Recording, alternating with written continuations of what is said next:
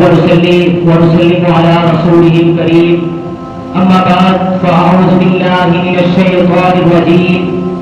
بسم الله الرحمن الرحيم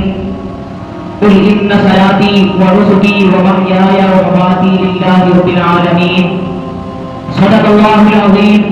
وصدق رسوله النبي الكريم الأمين ونحن على ذلك لمن الشاهدين والشاكرين والحمد لله رب العالمين إن الله وملائكته يصلون على النبي يا أيها الذين آمنوا صلوا عليه وسلموا تسليما دوشی کر لیجیے اللهم صل على سيدنا مولانا محمد وعلى آل محمد كما صليت على إبراهيم وعلى آل إبراهيم إنك حميد مجيد اللهم بارك على محمد وعلى آل محمد كما باركت على إبراهيم وعلى آل إبراهيم إنك حميد مجيد سبحان اللہ. حمد صلاۃ کے بعد میرے واجب الاحترام معزز دوستوں ہم ساتھیوں، آج مجھے اس عنوان پر گفتگو کرنے کا موقع ملا ہے وہ ہمیں جو بھی کام کرنا چاہیے اللہ رب العزت کی رضا کے لیے کرنا چاہیے. جیسا کہ آپ حضرات کے سامنے میں نے یہ آیت کریمہ تلاوت کی ہے قل ان صلاتی کہ اے محبوب فرما دیجئے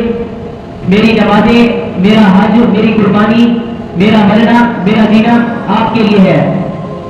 جو تمام جہانوں کو پالنے والا ہے. سبحان اللہ. اس آیت کریمہ سے پتہ یہ چلا کہ نماز پڑھنا، حج ادا کرنا، قربانی کرنا، زکوٰۃ دینا، روزے رکھنا، الغرض جو بھی نیکی کا عمل کرنا خالص اللہ رب العزت کی رضا کے لیے کرنا چاہیے. اگر کوئی انسان اللہ کی رضا کے نیکی کا کوئی بھی عمل کرتا ہے اللہ پاک اسے پھل بھی اچھا عطا فرماتے ہیں.